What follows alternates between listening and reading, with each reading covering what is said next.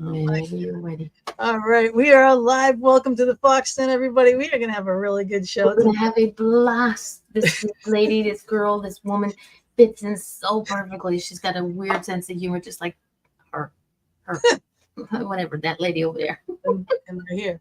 Yeah. It is. And I do have to mention, it is National Talk Like a Pirate Day. Arr. Arr. Y'all, welcome. And everybody, in case y'all don't know, keep an eye on Gina's Facebook page for those who are not on it, because she's been putting up little sneak peeks as to what's coming up for Halloween decorations. And she's gonna go crazy for Halloween this year. It's got a pirate theme, so R is sitting in the corner. Yep, that's his little hand there. So, but we are going to play our guest bio video. Okay, It's a long one because she does a lot. All right, so hang in there. It's really cool what she does, but you're going to love her. You're going to love her. Yes, we feel like we've known her for 1,000,000 years already, so she fits right in with us. We're going to play this so we can get her on here, and trust me, you're going to love her. This week in the Fox Den with Gina B and Mama D, we welcome Karen Abrams. Karen is a prominent Theta Healing Master Healer, gifted intuitive, and international best-selling author. She uses remote sessions to delve deep into belief systems and programs, revealing the seed of disease and blocks to help remove them, allowing clients to feel free. Karen has helped entrepreneurs and professionals release self-sabotaging habits and gain confidence, financial security, and personal fulfillment. Her keen sense of humor, insight, and healing abilities have made her a star on radio, podcasts, and international telesummits. Karen discusses the profound impact of relationships on our lives, emphasizing the importance of the relationship with oneself as the foundation for all other relationships. She explores how our inner dialogue shapes our experiences and leads us to a happy life, highlighting the significance of self-love, accountability, and inner dialogue in relationships with oneself, money, and others, which determines the richness of our lives. Karen is gifted with the ability to tap directly into the subconscious mind to remove limiting beliefs, negative thought loops, trauma, sabotaging patterns, genetic programs, addictions, poverty cycles, and more, allowing individuals to manifest and experience their desired reality and emotional state instantly and permanently.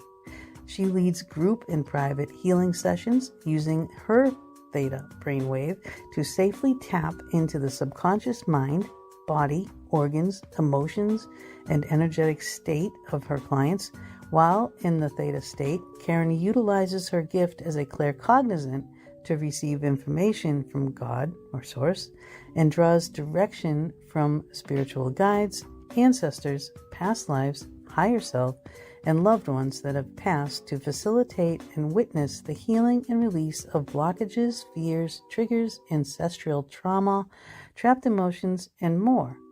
Her unique and miraculous healing gift as a channeler includes the ability to communicate with the body and organs, finding and healing the root cause of any sickness, pain, and disease that can't be explained or fully cured by conventional medicine. And we welcome you and everyone to the Fox Den.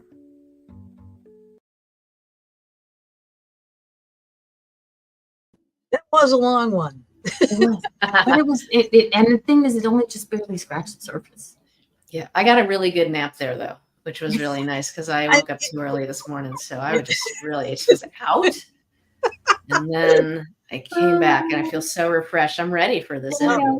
Go. Good for you. Yeah, we all need our naps. But this is going to be, after all of that, okay? So that kind of like says like all the things and the benefits and everything that comes of what you do. But what is it? What is theta healing? And how did you know that you could do it? Well, those are two very good questions, especially to ask right now. So theta healing is a technique or a powerful meditation that allows you to connect to your subconscious mind and your inner wisdom. Some people call inner wisdom, God or source or, universe, that kind of thing. And you marry these two energies together, that divine energy and going into your subconscious mind. And we're able to, with your permission, energetically shift the beliefs that are holding you back in your life, right? I'm nothing, I'm worthless, nobody loves me, right? That kind of stuff. And also you're accessing your trapped emotions, right? We've all got anger and betrayal, abandonment, things like that.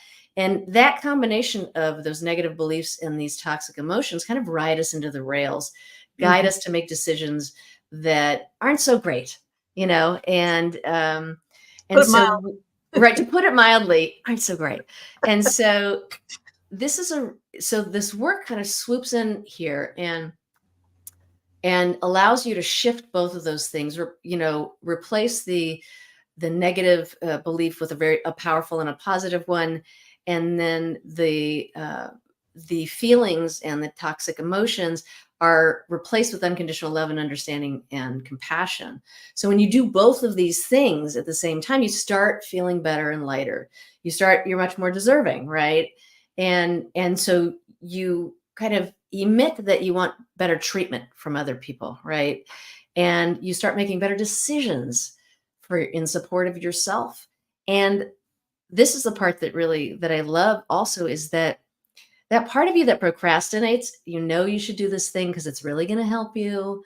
And I know I should do it. And I don't know why I don't do it. And I just sit here like this, not doing it, right? Yeah. Those barriers start coming down. All of that baggage starts just falling away so that you can finally do the things you need to do to move you forward.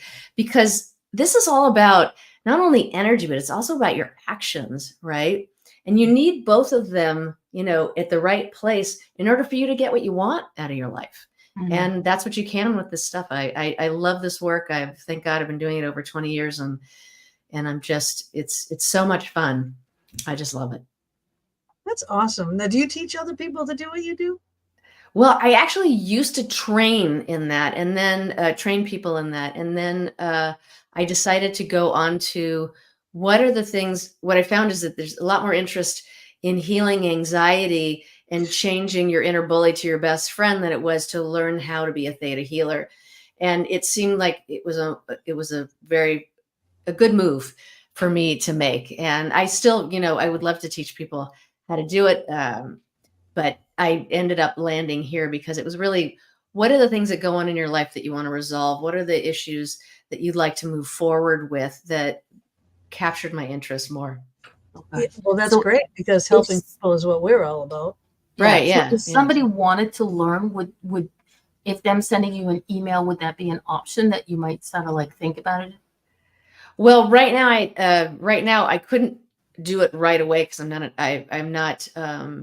It's been a while since I renewed my instructor license, so okay. I wouldn't be able to do that officially and have people go, oh, I'm taking a basic theta healing class with her. Now I can go on to the advanced. So that wouldn't be a place I'd have to go get recertified for that. But everything else that I do, yeah, right. Exactly. I'll be right back. Until then, until then, you can see all the things that she does. Yeah, do and has on there, and it's pretty extensive. The list is amazing. Here's some of her stuff here that you'll see. Okay, all her digital downloads and everything are on there. We have a free gift that she's giving you people that are watching. Let's see, where did I put that? It is this one. Right okay, there. so thinktheta.com /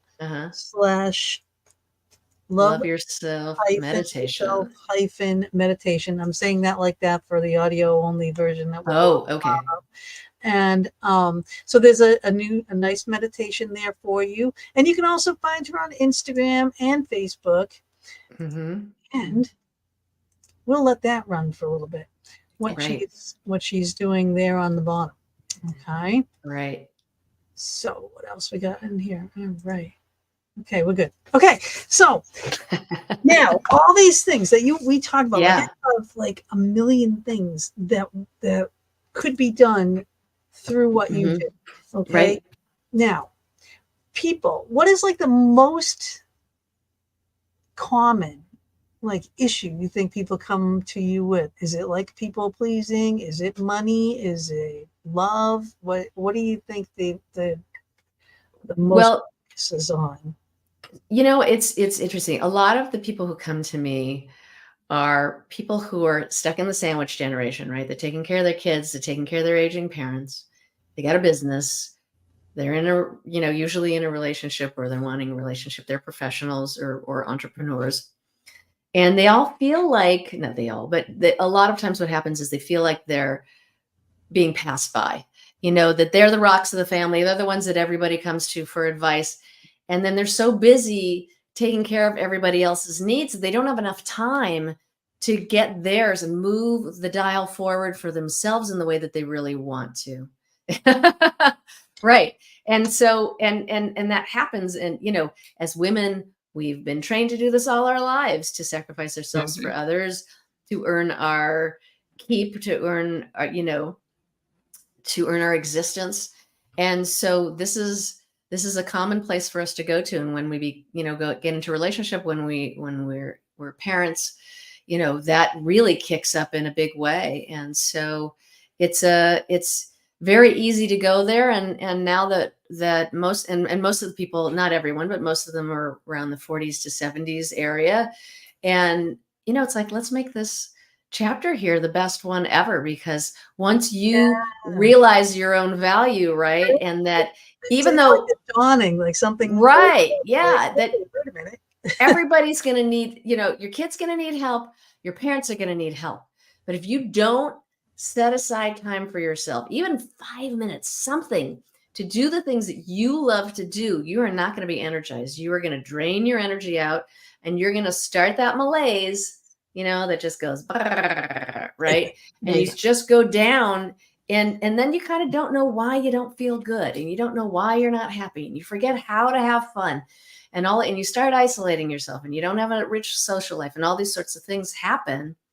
And you can turn that around, which is the best part about it, is you can turn this around. And it's not a terminal disease. It is just something that we have to cope with and recognize and become aware that, oh, wait, I'm sacrificing myself here. I don't have to do that. Nobody asked me to do that. And then you feel like, too, like if you, because you are so busy doing everything else, taking care of the house and the husband and the kids and the family and everything and your friends, and then when it does come time for you to make a plan and do something for yourself, then it's like a chore. And then and it's like, oh, well, now I have to have fun. And then, and it's like, okay, well, what if I don't have fun? Right. Yeah. You can't put too much in it. What I've known, and look, I'm learning this right now too. I'm learning this too in this part of my life about, and as my daughter's finally at an age that she's, more independent. And so it's like, oh, wait, what do I want to do? And I'm like, wait, I don't remember, and so you just lean back into the things that you used to do that made you feel good. And I've done that. And it's amazing the difference I feel and how much more richness I feel inside of my life now that I'm picking up my guitar, now that I'm writing, now that I'm, that I'm calling my friends, that sometimes I take breaks and I start reading a book I love. Like I never would have thought, because it's like, I've got this thing to do and this is how it has to happen. I have 17 things on my list and I have to go, you're like, hi, honey. That sounds like Yeah, really? That's what's happening for you? Yeah, no, it happens a lot. It's very easy to go into that place. And it's sort of, it's so automatic. You got to be aware of the other thing. And you got to give yourself an appointment in your calendar that says, I'm going to do this. And today I did that. I saw a friend I hadn't seen. We hadn't spent time together, like shared a meal in years. And we just went to a great diner and had great diner food. And I was like, oh my God, that was so much fun. And then got to come home and I'm like, didn't even matter that I ate all that greasy food. I was not tired. I was happy. It was great. Well, that's good. That's I'm glad that you did that. It was fun. Mama was close, would be in trouble all the time. But she's in Canada, and I'm in Pennsylvania, so we can't get into too much trouble. But I do have a neighbor. Okay, but I do have a neighbor. That we have a lot of fun, and we really do. Now we've just been chomping at the bit because football. We love football. Oh yeah, and so, me too. I'm a big football fan. Yeah, we spend every Sunday together for football. Like we're already making our plans what we're gonna make for food this Sunday. We're gonna try a new thing, and and it is great. And I'm missing football tonight. My Patriots are playing. So if anybody's watching, put the score in here and there. Okay. But I do. I mean, that's a fun thing to do. But now I'm like, oh boy, now that takes a whole day away from my Halloween stuff. I want to start getting my things out. I've been building, and my dining room. I have this huge dining room, and it's all full of props, and I need to get them outside. So I've been waiting to build my boat, which I procrastinated about because I thought about 500 different ways to build it. And I'm like, just go build it, just go do it. And I did, and it came out great. So I'm like, okay. So now I just got to get it outside. And it weighs 500 pounds because, of course, I made it out of wood. I'm going to drag that sucker outside. Nothing a dolly couldn't help you with. So, yeah, I have all that. Yeah. But still, you got to get it on it. Yeah, that's true. That's true. Yeah. But it's like, this goes along with this stuff, though, because I procrastinate doing this, but then I love the outcome. It's like, I hate this procrastination thing. Yeah. I do. I seem to do that an awful lot, and it does boggle me because I preach to other people like just do it. What I mean? You'll get better, and then I'm the one procrastinating. But I gotta say, I did do on your website. Yeah. The a quiz. Master Your Money quiz. Yeah. Yes. Now I did this, and.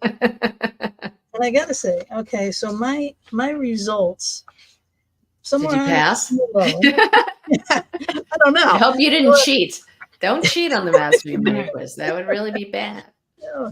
So on never prosper. On the first one I got a 2, the second one I got an 8, the third one I got a 2, and the fourth one I got a 4. So I'm like, okay, and then you send a thing with the results. Now this was very interesting. I mean, I think everyone could do this. It's very interesting to see what you are like as you relate to money. Definitely a penny pincher. I know. Wow! Congratulations. I really am. I'm just like, and I look for a bargain. However. But because I'm a designer and a tool belt diva, like I know that there is, this price and there's this price. Right, exactly. So that's great. That's great. It's that fine line in there. Like, am I willing to pay this price? Not really. Not so much. I'll pay this price. Look, I always say that your relationship with money is I always say that money issues. Let me put it this way: money issues are life issues that just hit your wallet.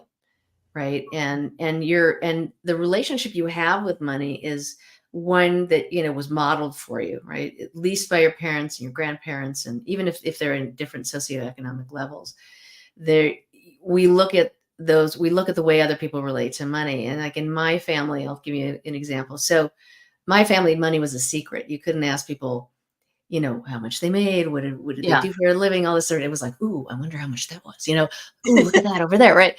And so there was a different thing. And then my parents got divorced when I was 3. And, my mom raised us. She was a housewife, and as was one want to do in 1969. And it's an honorable choice in any era, but she didn't have a career, and my dad did. And he didn't want the divorce, so he didn't pay child support. That was his way of getting back at her because he was so furious. And so they fought in and out of court about child support. So it's 1969, and parents don't know that you don't put your kids in the middle of things. There's no awareness of any of that happening. So, my mom's saying there's money. There's no this, no that. Saying, as we grow, we learn. So yeah. Right. And they were just in the pain of it. She didn't want to be in this relationship. He did. And it was like, he has the money. He could support us while he was here. He can support us while we're not. And he's saying, I don't have the money. And so we're in the middle. All of us kids are in the middle, like this really aggressive tennis match right here. And so what happened for me is that I began to associate money with conflict, money with discomfort, trauma, sadness, and just this feeling of chaos. And so when I went out into the world in my early 20s and was so excited about finally paying for myself. I really was. So like when I got to that moment, I went, nope, not taking any money anymore. It's my turn. I'm doing it. And I felt so proud of myself. I was avoiding money at all the details of money. I didn't know. I was too scared to know how much I was making and how much I was spending. And so by the time I was 30, I was $20,000 in debt at a very high interest rate. And it took me over 4 years. It took me years to, and like $40,000, over $40,000 to pay it back. And still, even after that, I was hitting this ceiling in my income. And it wasn't until I found Theta Healing that I was really able to go in and break down those programs, those deeply embedded subconscious programs about money is a secret, money is chaos, money is conflict. I had to have those beliefs change before I could see, oh no, it's an energy, it's an exchange, and it's a relationship. I didn't know that it was a relationship. And the best advice I've ever heard about money that everyone can do, you don't even have to become a Theta healer to do it, is if you start treating money like a cherished friend, then it changes the game, right? You don't, when you have a best friend, you call them, you tell them the truth, you see them often, you interact and find out how they're doing, you find out how you can support them, right? You have fun with them. Yeah. And all of those sorts of things that if you can translate that pretty easily into financial steps that you can take. Yep. And if you start there, you can go from there. And it's a good way to begin, and especially in these certain places, Yeah. I think I'm going to have to definitely take this quiz because I'm not a hoarder. When I get a certain amount of money, I'm the one who goes out, and my love language is buying things for people. Yeah. My husband, You're a I'll buy giver. for my children, and so I'm going to have to take that quiz. And if anybody wants, the link for the quiz is in the chat rooms. So you just have to go in there and click on it and go. And if you're on our audio channels, go to our Facebook or Gina's Facebook or our YouTube channels, and the links will be in there. I believe they stay. Right. But if not, shoot somebody a message and I might share it. And Well, stay tuned, because she's going to be doing a general healing for everybody that's watching. Absolutely. And also on the quiz, when you find out, what what your relationship to money is, like if you're a penny pincher, you're a spender, or whatever it is, or avoider, or whatever it is. There's also right underneath that, there is a Theta Healing meditation, which is basically like energetic downloads that'll help you ease yourself out of that space and into a more healthier space with money. And then you can take it again and again and again, take the test and go, oh, now I'm not not anymore. Look it over here. But Yes, because we change. That's the thing. we change. Yeah. We change, we grow. Now, and that's change, yeah. now, but you got to change it. So then when you do change it, do it again, and there's always room for improvement. So Yeah. Oh, there's a scuffle in the background. It's a barroom brawl. Yeah. Wow. Oh, they're going back for more. Nope, done. so I going think he on. thought he won. Onyx And will so- win. The Yes. little one will win every time. Oh, really? Oh, it looks like I thought maybe the big guy won this time. I don't know. I don't know. No, the little one's the alpha, right? Looks like, she's It's funny. holding their space. It's funny. Yeah. But I guess like with money though, like I had a bad relationship, and a guy cheated on my neighbor, all this and that, and we had gone in on a house together. We weren't married, but we had gone in on a house together, and I invested like $70,000 into this house, and here I am going, okay, for my own personal reasons, my own personal sanity, I'm walking away from this. Wow. It killed me to do that, Right. But, it's like, I'm not going to stay with my investment with a cheater, Right. what I mean? I would rather walk away, Right. I did. And it's like, I had businesses, so I'm like, I can make the money again, So, everyone does that. Everyone has high times in their life and low times. I've been really wealthy. I've been really, so up, down, up, down, up, down, and that's just the way it is. That's life. But it's like, you can choose when you're down, you can choose to wallow, miserable and cry and moan and groan, and things will get worse. Or you can give yourself that 10 minutes. Yep, exactly. Snap out of it and build yourself back up again. Yeah. But these things are like, I wish that they were things like this that were around when those things were happening to me in my life. That is one thing I do love about doing this show, about having the use of internet and things to connect to people that, you know, our next generation or our latter self here, you know, don't have to go through this stuff. Right. Yeah. You know, so you can avoid it. So if you see yourself, you know, coming into this situation, you know, you have an answer right here. Right. Or you can turn a different direction. You know, it's important to be able to do that, you know, and it is. It really is. It's because it's devastating, you know. I mean, if it had been anybody else, you know, when I lost my husband, it was like trauma, you know. People try to take advantage of you for money, you know, and it's like, right. Oh, that's not going to happen with me. Sorry, dudes. You know? And you really empowered yourself in that moment too. You said, I'm going to make it back. It's not like in one hand and out the other. It's yeah, I'm going to have to, you know, take this one on the chin, but I can make it back. So it doesn't really matter. And you turn things, you know, to a different place of I'm more important. My sanity, my heart, my soul is so much more important here, and my principles. Yeah, and money my will ethics. Money comes and goes, right? You can make it. Yeah, money, earn it, go get it. You know, right. Go get it. But you know, but here, you're not going to be able to do anything if you don't have this. You know, absolutely. So you voted in the right direction. You know, you voted for yourself. And you talk about that though, like your relationship with oneself is the most important relationship. Yes. So talk more about that. So yeah. Sorry. We're going. We're both doing it. So your relationship with yourself, you know, is the most important relationship you have, because from here everything happens. So that if you've got low self-esteem, if you feel like, you know, you're nothing or you're worthless, you're going to bring people in. First of all, you're going to attract people with the same beliefs as you do. Yep. So and obviously you can change them. You have the opportunity to change them.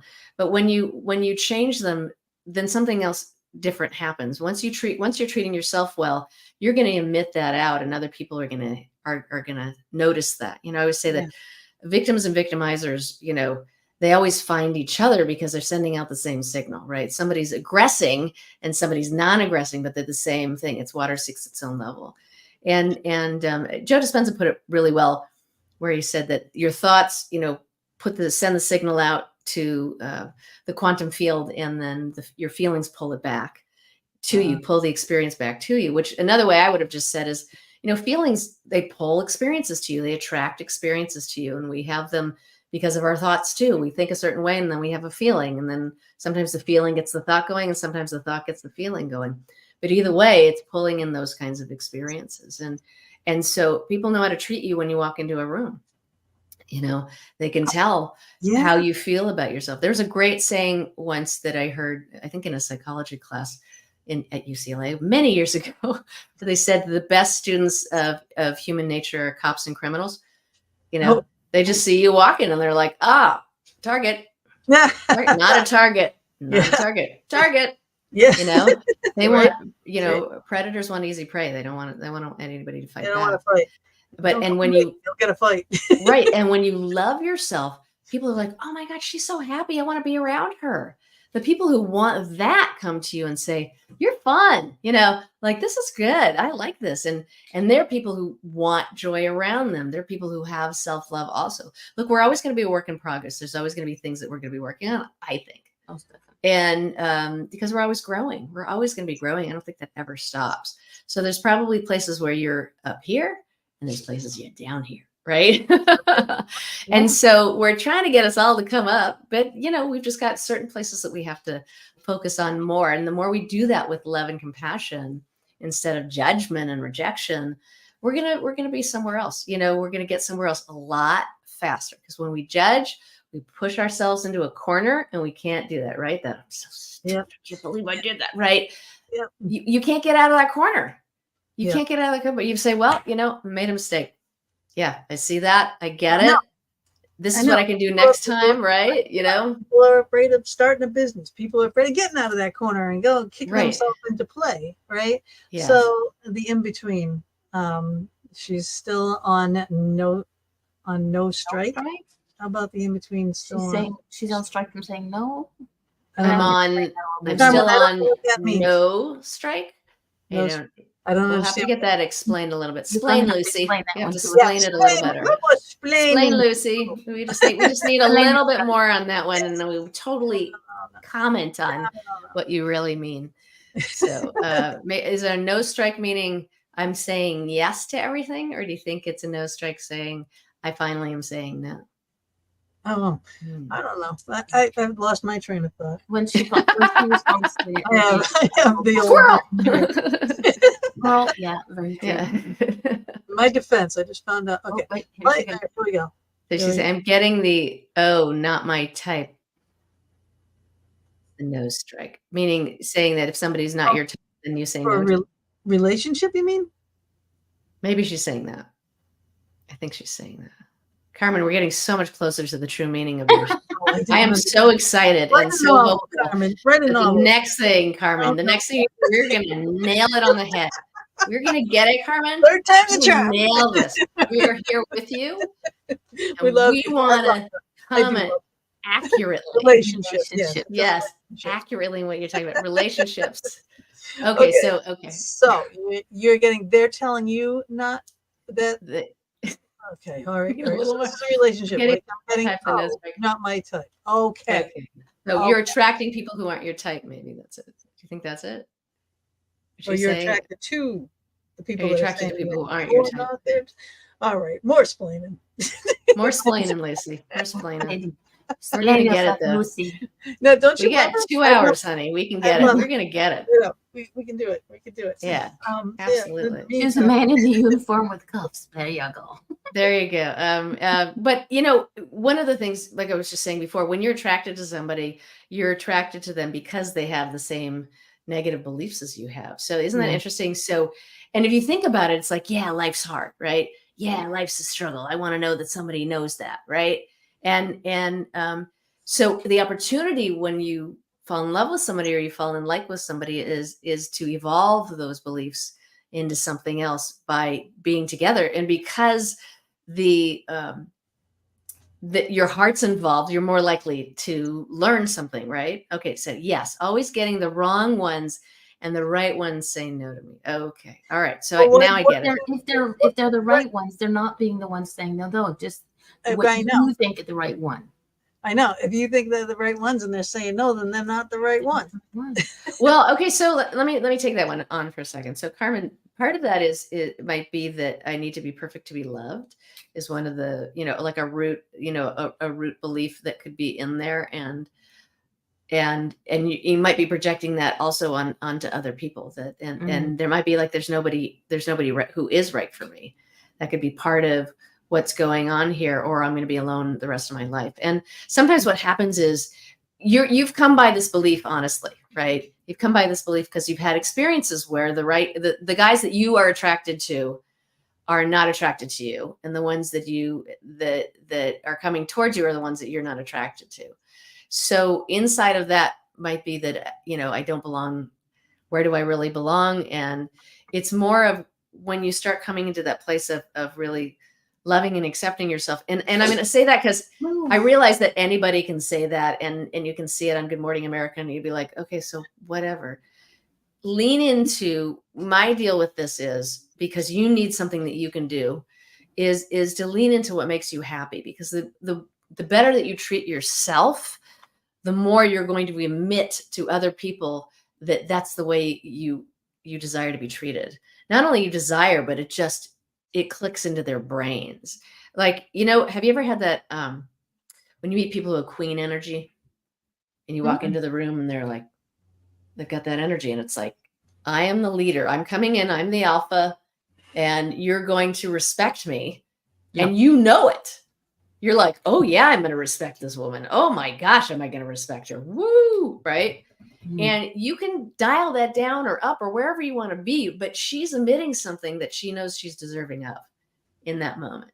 And so you can have your version of that, which is just, I come in the room and I'm happy. And I know that I'm not going to talk to anybody who mistreats me. It's just not in the Yeah. It's just exactly. not anywhere around. Whereas other people come into the room and they've just got a target right on their head, and they're just like, Yeah. they're hunched over, or inside they're hunched over, and immediately that they hate themselves, that their self-esteem is down in the toilet, and sometimes they get mistreated by other people whose self-esteem is in the toilet, because they can climb on top of them and go, oh, I could treat her like this, and that's totally cool. I'll feel better about myself in a minute. I'll get a good hit from that. So, but when you come into the space of really treating yourself well and giving yourself, like we were talking about before, time every day, every other day, an appointment with yourself, however long it can be. You may have a lot to do and you don't have a lot of time. If you can give yourself 10 or 15 minutes to do something, you're going to be like, yay, I can't wait for that 10 or 15 minutes to come. Yeah. And then you'll try and figure out a way that you can have more. And the more you do that, you just start feeling so much better about yourself. Mm-hmm. And when that happens, it just shows people treat you better because they're so happy, and they don't mess with you like that. You know what I mean? I mean, there's obviously people who that's just their MO and that's just the way they are and whatever, but you're not going to attract those people. They're not going to want to be near you because you're too happy. That's annoying to them. They need some other kind of person, Yeah. Okay. What? Oh, what? We got another comment? Yep. I know most of the reason, definitely a lot to do, trying to figure myself out. Okay. Well, just start. Like self-sabotaging stuff that you talk about. Yeah. Mm-hmm. What about self-sabotaging? Yes. It becomes a very deep habit, doesn't it? When you feel like you're unworthy, unworthiness is one of the, root causes of self-sabotage, right? And then you punish yourself for feeling unworthy. And so you do things that make you feel unworthy when you know that you have more ability within yourself to be further along in your life that you are. Or you make, you said you make a bad decision with a friend, or you make a bad decision with a date, just to show yourself, oh yeah, I'm still unworthy. And so we have to go back. And with this work, that's what's so wonderful about theta healing, is that you're marrying, like I said, this really loving, wise energy with these new powerful messages inside of your subconscious mind. And when from the time you're a little baby till 7, you're in theta healing. You're in the theta brainwave all the time, which is why that childhood is so impactful. And, that we talk about that more than anything, right? Like, oh, this guy's like this. Yeah, he had a bad childhood, right? Like that was 45 years ago. Doesn't matter, because all of those things, the way he was treated, the way he was mistreated, you at that age, you think that everything has to do with you, right? So you're like, oh, they're treating me this way. They're treating me well because I'm a good girl. They're treating me poorly because I'm a bad girl, and those sorts of things. And so you have all of these different kinds of beliefs in here about how unworthy you are if you were mistreated, and everybody's mistreated at some point. So the more you come back, so this is where you can go to shift these things. And I always say, like, theta healing, it can't change your past, but it can change how you react to it, and it can change the decisions you made back then to consider yourself a villain, or consider yourself unworthy, or consider yourself a loser, or whatever it is. And go, no, I just had a baby brain then. That's all that was going on. I was pure love right back then. And somebody, was in a really troubled place and projected something on me that had nothing to do with me. And they were in their own past and playing out something that had nothing to do with me. I just happened to be the player in that moment that got that treatment. But so it wasn't. What you're saying there, like, what if one of these people that she says is the right one is going through something similar to that themselves? Yeah. Right. You know what I mean? So if you can fix yourself, right, then maybe then you can help them, and then maybe a relationship could form if you think that was the right one. You know what I mean? Well, I think there's a balance between, people say you can't change anybody. You can only change, someone can only change with their own agreement, right? Their own participation, essentially. Okay. And so we know you can help somebody. You can help them change, but they have to come and they have to want to and think whatever these changes are worthy. But if they see it in you, you know what I mean? Like, right. By example. Absolutely. Right. Like, you're, oh, look at how this person did a 180, Right. And like, well, what did you do? Right. Exactly. I want that. What did you do to get that? Right. Yeah. And okay, so Aw, now we got I'm that. I so hear you. I Well, we really can do stuff on. Yeah, yeah. I get you. I know. I mean, we go through it. Like I said, I lost a lot of money. I lost a house. I lost everything. You know what I mean? But Mhm. again, this was more important, even Right. though it was devastating and heartbreaking and all that. And I was dealing with the emotions, but I was still bringing it back for myself, which put me on a whole nother path again, a whole new path, but a Right. guarded path. You know what I mean? Uh-huh. I still have been guarded. Oh, well, right. But remember, that reaction is a really natural reaction to have. My heart just got broken. What can I do to protect that from happening again? We don't want it to happen again because we hate it. Nobody likes a broken heart. I mean, Oh God, it's so no, it's not really fun. And when you get into that place, like you said, when you start valuing yourself more, you start healing that. And then as you're healing that, then other people start noticing you, and and when you can put yourself out there in that kind of way from that place of, no, I really like myself, then you're the kind of person you're going to attract is going to be very different and really cool. yeah. As she said, that's why she attached to the paranormal, and she's laughing. Hey, paranormal is a good community for the most part, as long as you stick with the right people. You're right. You just be with people who have a lot of light around them, happy people who are out of light and treat There's a themselves lot of well. dark in every community, but in the paranormal, it seems to be a hell of a lot more dark than there is of the light side. So Yeah, but then if you see a lot of the dark, then you get to see, you spot the bright more often. You see the light more often. You can, it's just where, whatever, but don't you think it's also like, what are your interests and what, you're sharing your interests. Are you sharing your interest in the macabre? And then maybe that's, some people like scary movies because they think it's so funny, right? My daughter loves them because she thinks they're funny. I would go into a scary movie and I think it's really happening and that, Leatherface is going to saw me in half, that's my nervous system, but hers is like, it's so funny that they made me feel this way. And she loves it and it does nothing to her. God bless her, man. That's really cool. I try because Bob was like, are you watching a love story? Right? It's like, so he comes in every time. It's like, are you watching a love story? Yeah. It's like, yeah, it's a love story between the ghost. But I mean, sometimes it's like, I don't like the scary, movies, but I do like a good scary movie, but I'm more on the paranormal end, but I do love it. Oh, okay. Thank you. Jets just scored. Damn it. Oh, the Jets just scored. All right. Okay. Thank you, Monica. A little nod to Aaron there. Yeah. Thanks a lot. I don't remember who's the Patriots. I'm a Patriot. No, I know Patriots quarterback. Jets. Who's the quarterback? Who's the quarterback tonight, Monica? Because Lord only knows. Okay, I don't know who that. I don't know who it is. I know football players. Bob, if you're watching, put in who's playing quarterback. This is an emergency for the Patriots. Hang up and dial 911. Let us know who is the quarterback tonight. Who is the quarterback tonight for the Patriots? Save us all. Do you want to be on every week? Just be like another one of the co-hosts here.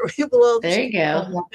Oh my God, hilarious! You are hilarious. And that was part of the video that said there's this person. Al Bundy is playing. Al Bundy. I have a feeling that might be slightly incorrect. Maybe totally. A little bit. I don't think maybe even totally. Just very wrong. Very wrong. Yeah. God, do I have to look it up myself? I was about to. Okay, public. No, that doesn't help us at all. Look it up. Oops, hang on a second. Oh, Brissett? I don't know who he is. Okay. Well, they have 4 new ones this year. Oh, okay. Everything is new this year. New coaching staff, new quarterbacks, new everything. But I mean, I don't know. We're still trying to pull it together. Well, I don't think I have any Patriots on my fantasy football team, so. Oh, none? I don't think so. Okay, No, she's thinking I went that. into this not really knowing a lot, and proud of myself. There I go. I'm gone.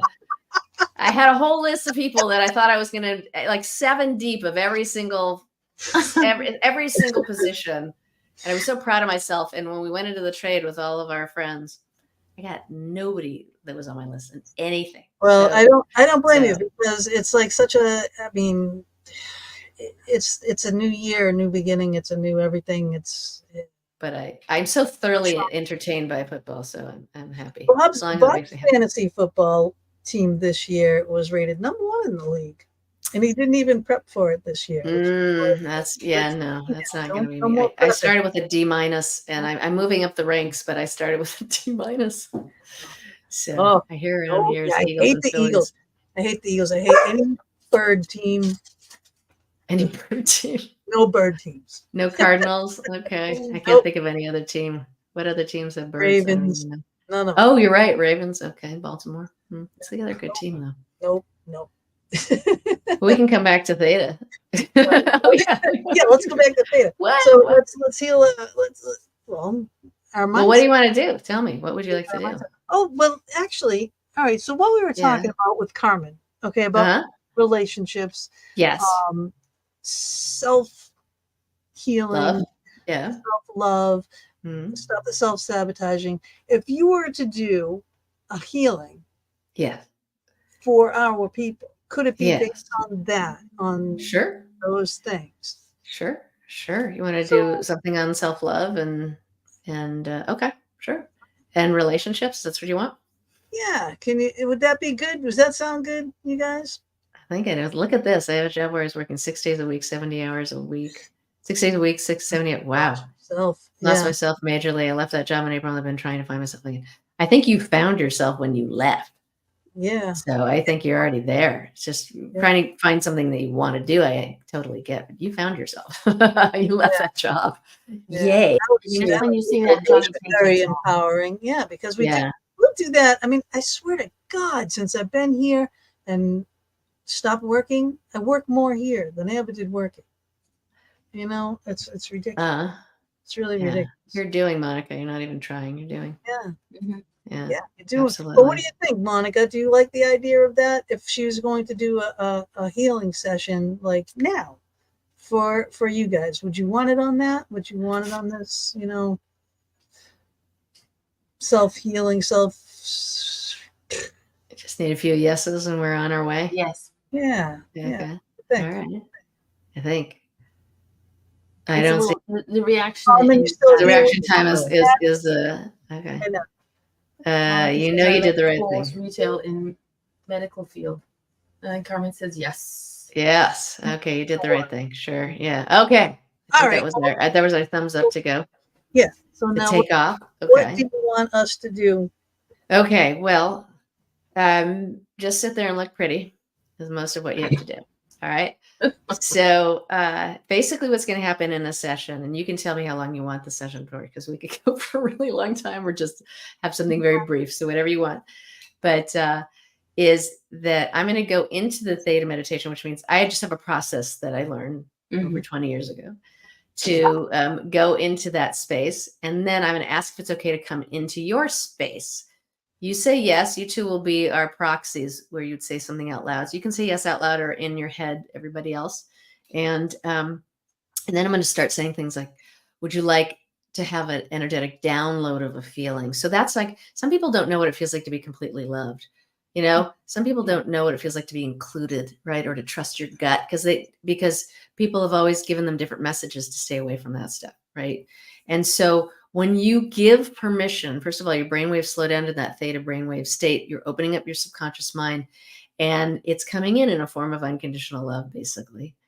And that kind of thing, like what it feels like to be completely loved, what it feels like to trust your gut, those sorts of things. So that's an energetic download. I might say, would you like, and you can tell me what name is good. Should I do inner wisdom? That's fine to do that. When your inner wisdom's version of your perspective on this situation or this issue or whatever, what were you meant to learn from it, from this thing that happened? And the other thing would be, is there a feeling, Would you like to let go of the resentment you had for your mother, from your inner wisdom's perspective? And then when you say yes, what happens is when you're in the theta brainwave, your mind talks to your body. So it'll let go of that emotion. And we're going to send that all the way up to that universal light, or your inner wisdom's light, all the way up. And then it gets replaced with unconditional love and understanding and compassion. So all the good stuff, we let the spinach out and we bring the ice cream in. So that's how we do it here. Oh, nice. You are muted. I know. The dogs are barking. Chocolate ice cream, please. Because you're all right, chocolate ice cream. You say yes with me. Yes. Okay. So here I go. And then you can tell me how long you want me to play here. All of a sudden I'm getting like a little bit of a dry throat. So I'm going to just have some water. Okay. Well, how long does it usually take? Like how much time? We can do 5 minutes. Look, I do this when I work with people, I either work with them for half an hour or an hour at a time. Well, I want 8 minutes and 30 seconds. 8 minutes and 30 seconds. All right. I'll do the best. I can't promise you on the 30 seconds, but I could do 8 minutes. Definitely do 8 minutes. So funny. I just got that. It's weird. I'm getting that little thing in my throat. I think there's a lot of issues going on. People are a little choked up about it. So apparently I'm getting choked up too. Yeah. All right. So I'm going to come into your space if that's okay with you. Is that all right? Yes. Yep. All right. And you may feel something, you may not. Either one is okay. I'm going to tell you, I'm going to feel things in certain places in my body because that's what I've asked for. I've asked for that. And I'm kind of the big witness here for all of this stuff. Okay. And so we're going to start with something called a basic theta healing, which is, like we said, what it feels like to be loved and appreciated and things like that are really yummy. That are the foundation of any healing you get from going to somebody like me, going to a doctor, talking to your friend, taking a walk on the beach, whatever it is. Having these in place helps all of that. Okay. So here we go. So would you like to know what your inner wisdom's unconditional love feels like? Yes. Yes. Okay. So that's coming into you. Once again, you may feel something, you may not. It's okay. Either way. There we go. And would you like to know that you're deserving of receiving your inner wisdom's unconditional love? Is that okay? Yes. Yes. Okay. So, and let's show you, would you like to know how to and what it feels like to receive this your inner wisdom's unconditional love? Yes. Okay. Swell. Okay. So that's all in there. And this is going to go, and I'll also say this, that I may go quicker than you think you're going, but this will all slow down to your own divine timing, just so you know. So it'll wait for you. And there we go. And would you like to know what your inner wisdom's joy feels like? Yes. Yes. Awesome. And would you like to know that you're deserving of receiving your inner wisdom's joy? Yes. And how to and what it feels like to receive it? Yes. Yes. Yay. All right. And would you like to know what your inner wisdom support feels like? This is a good one. Yes. Perfect. And would you like to know that you're deserving of receiving your inner wisdom support? Yes. And would you like to know how to and what it feels like to receive that? Yes. Yay. Okay, good. All right. And would you like to know what it feels like to be a completely healthy 28-year-old person from your inner wisdom's perspective? Definitely. Okay. Amen to that. Perfect. And would you like to know what your inner wisdom's acceptance feels like? Yes. Yay. And that you're deserving of unconditionally accepting yourself from the inside out. Yes. Yes. All right. And would you like to know what it feels like to unconditionally accept yourself from the inside out from your inner wisdom's perspective? Yes. Yes. All righty. Yahooey. All right. That's good. Let's see. I'm trying to see what else is here. It's coming up. Oh, would you like to know what it feels like to be completely loved by your inner wisdom's perspective? Yes. Cool. And that you're deserving of this and it's safe to feel this way. Yes. Yes. Okay. So there's a funny belief that's coming up that is like if I get all this, everybody else should get it, and everyone else should get it before me. So let's just have your inner wisdom change that and let you know that it's okay for you to have this first. Because a lot of people have it anyways. There we go. Would you like to know what your inner wisdom's abundance feels like? Yes. Yes. and that you're deserving of receiving this. Yes. Beautiful. And how to and what it feels like to receive your inner wisdom's abundance Yes. and your inner wisdom's financial abundance. Yes. Yay. Okay. So I think there's a parallel here around our communities that the belief is I feel more comfortable giving than receiving, right? There's more control in that, you know? And Yes. so is it okay if your inner wisdom changes that to, I feel comfortable giving and receiving? Yes. And also give you your inner wisdom's discernment so that you know what's safe to receive. Okay. That's Yes. real important. Yay. Okay. Perfect. Nice. And here I just said the word perfect. So there's something that's coming up around perfectionism and people pleasing, which is I have to earn my existence. That's a great belief. Let's change that. Yes, please. I'm unlovable. I'm unlikable. No one loves me. I'll never amount to much. People pass me by. People will always pass me by. I'll never get to where I want to go in my life. Is it all right if your inner wisdom changes all of these beliefs?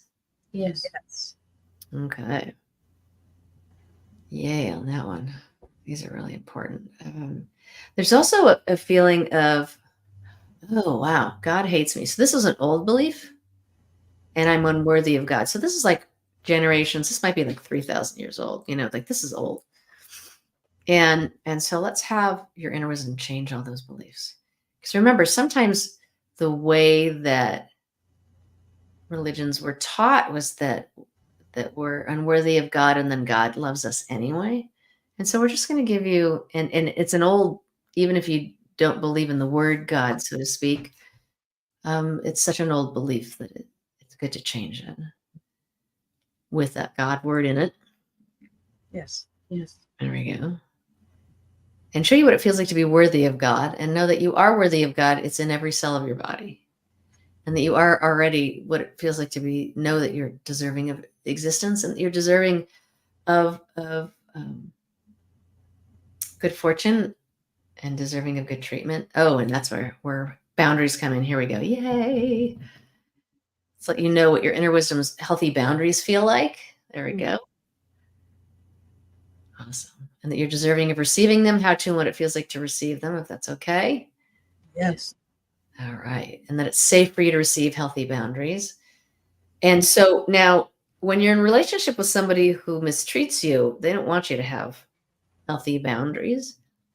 And because then they can't get through as easily. And so let's just have your inner wisdom teach you what you're meant to learn about that. Yes. There we go.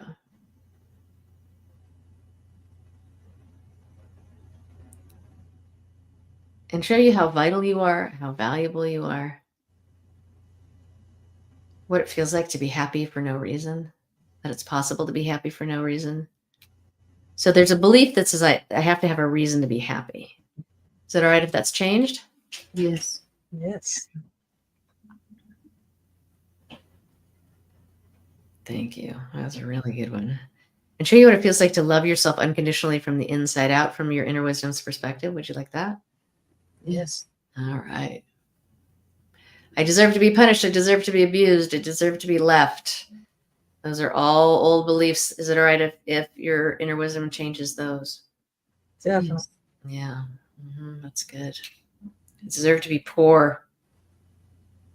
And then there's also, what is this around? It's like something like being poor is, okay. First of it, it's like when you suffer or when I suffer, I'm close to God. When I'm poor, I'm close to God. Money is the root of all evil. So let's just have your inner wisdom change all of those. There we go. That's good. Those are good to change. And show you, also just help you become a better receiver than you are now. Just open up your capacity to receive unconditional love in all its benevolent forms. How's that? Is that all right? Yes. Okay. Just opening up your ability to receive more, and also receive more financial abundance from all benevolent sources. Okay, in the highest and best way with most benevolent outcome, and the highest and best way with grace and ease. That's how we cover or attract. So I keep scratching my face every once in a while. It's because my face gets so tingly from all of the energy. My neck and my arms are tingling. Yeah. So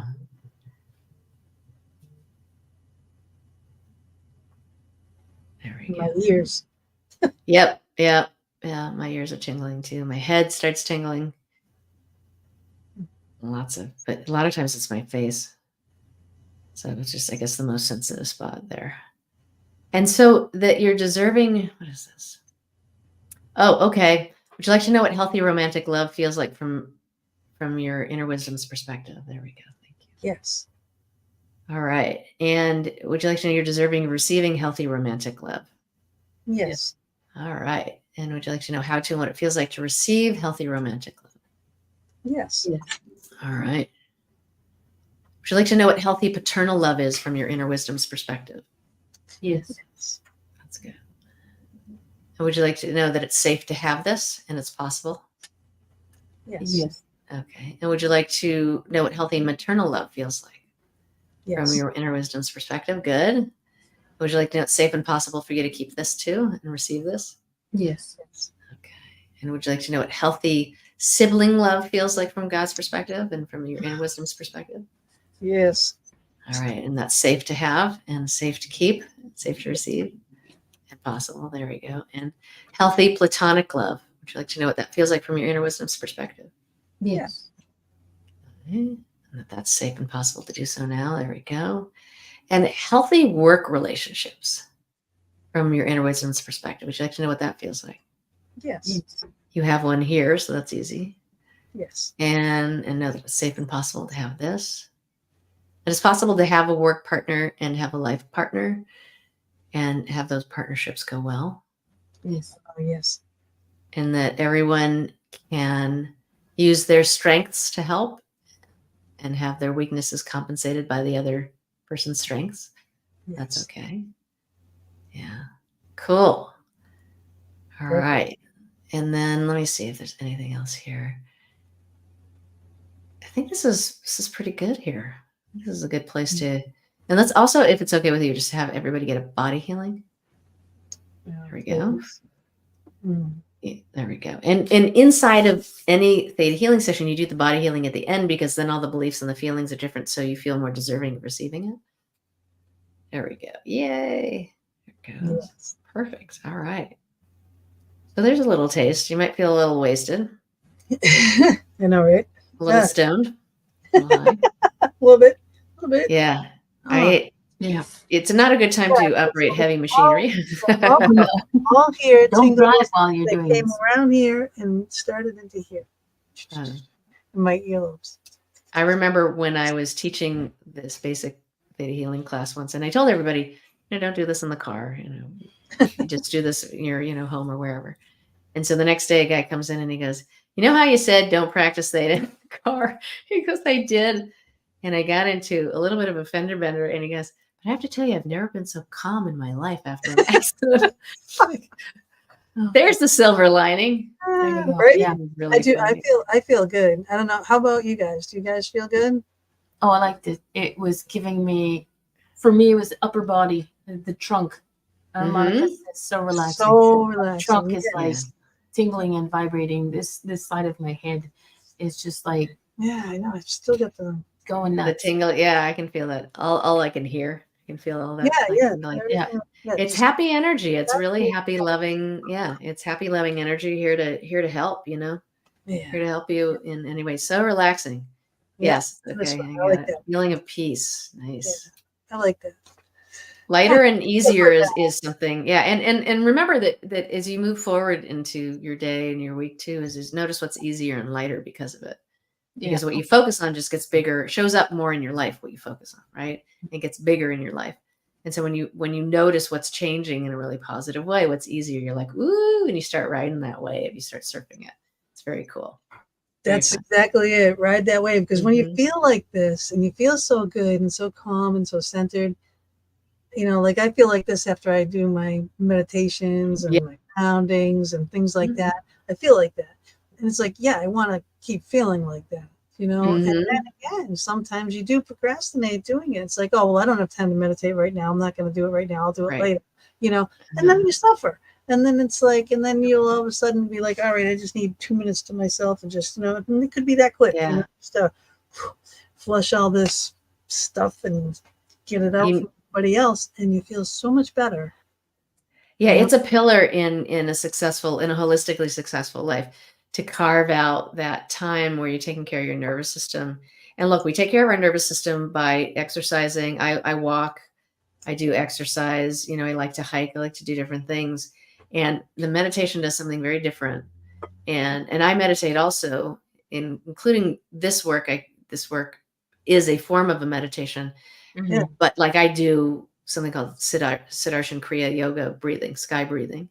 And it's a yogic breathing that's been around for 40 years. And so I do that to take care of my nervous system. Then I do a little meditation afterwards. And I do that every day. And it's a big deal to have a form of it. And however much time you think that you have, I remember, I was talking to, most people say I don't have time for meditation, or they say that it's too hard, I'm not good at it. And it's sort of like saying I'm bad at a marathon. Of course you are. You can't run 26 miles when you start out. You can run a block, maybe you can run 5 steps. It's the same thing with meditation and breathing. Start out for a minute. Start out for, then go to 2, then go to 3. And the more you get into that, the more your body just relaxes naturally, and it brings yourself into that state of calm and love. I wanted to. I have a story I was just thinking about. This one woman I work with, and I work with people in different kind of ways. Sometimes people come to regularly, like a therapist, once a week, every other week, or whatever. Or some people come to me, they've got a project, like this is going on and I want to fix this, and then I'll come back to you in 6 months when something else is going on. Whatever, however they want to do that. And there's a woman that I work with, and she grew up in an abusive, emotionally abusive household. So as this little girl, she had to walk on eggshells to, and she always thought she was wronged, that she was responsible for everyone's feelings, everything, everyone and everything. And whatever happened, she got blamed for it. And as she grew up, she thought she had to earn her existence, which is what we were talking about before. So she achieved a lot. So she could come back and say, look at my report card, right? I'm such a good girl. And when she got out into the world, she started attracting bosses like this. So she would go where people would say, oh, you're brilliant, we really want you to help us out. And then the minute she got into the company, they would turn on her and then blame her for all their problems, even though they hired her to solve them. And we started doing this work together and started just healing this trauma that she had gone through as a child, because that's a big deal, right? And healing the trauma she took on from her parents and everything like that. And as we got through that, she started doing more self-care and more things that she loved to do. She started meditating too, all these sorts of things. And more recently, she got a job that they loved her. They wanted her to help. And now the difference is she's got an amazing boss. She's got amazing people she's working with. They're acknowledging and grateful for her, and she's making a really good living. And this is the first time in her work history, really, that this has happened. And so this is the kind of transformation that you can make when you've got these really deep-seated things that are happening. It was just really wonderful to watch her and see how much more alive she is, and see how much more she loves herself, and see how much more she leans into herself to help herself out. And it's just showing up, and you've got to get that. It's like a frequency, and it has to start from the inside, and then it starts showing in the outside in your world. And it's shown big time in hers. It's great. Yeah. Well, that all of what you're saying in relation to what Monica's saying here, like in meditation help with autoimmune diseases and stress adds. Yes. Yeah. If you can kill the stress by the meditation, and she's giving you a free meditation right here too. Right. Meditation. So think theta.com/love-yourself meditation. Again, I'm saying that all for the audio only version, but go there and check it out. But it is true. It is true, Monica, especially Monica. Yeah, if you can do theta healing, if you can do meditations, if you can get rid of the stress, you're not going to be cured, of an autoimmune disease. However, it can be, the symptoms can be lessened drastically. I think there's a I just want to add on to what you're saying, that there's an emotional root to every disease. There's lots of roots, right? There's the environment, there's your genetics, there's whatever you've been eating and breathing and everything like that. And there's a big emotional root and an energetic root. And sometimes when you really hit the core issue, that your body kind of takes care of everything. And sometimes I always say that you want to come at it from all angles. When you've got something like an autoimmune disease, you're literally beating yourself up, right? Yeah. And so when did that start? When did that start? And go back and figure it out. But maybe it's ancestrally, maybe it's slavery, maybe it's, there's stuff back there that's so far back. Maybe it's in this lifetime, whatever it is. And when you find the root cause of that, what it does is it frees you. It frees your body from holding on to that emotion and all of those sorts of things. And it frees itself up to heal itself better, so that it helps what you're doing with your doctor. It helps what you're doing with your therapist. It helps what you're doing at work. Like, it helps everything. Yes. And my mom, when I was 17, was diagnosed with late stage 3 ovarian cancer. And at that point in time, that was it. That they basically said that she had 18 months to live with chemotherapy, 6 months without. Now, I didn't know that part. Thank God I didn't know that right then, but they did.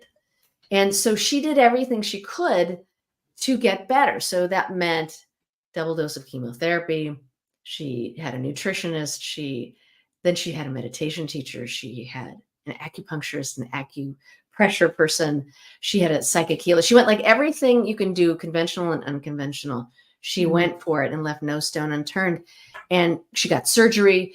She did everything. Yeah. And she got better. And she lived another 30 years, never had a recurrence. And back then in 1984, 85. It's like unheard of, right? Yeah. Like that was a done deal. They could have just signed her off and just said, you know what, just. And most people do. Right. And no, she got to see her kids get married. She got to have relationships with her grandkids. She had a really good life.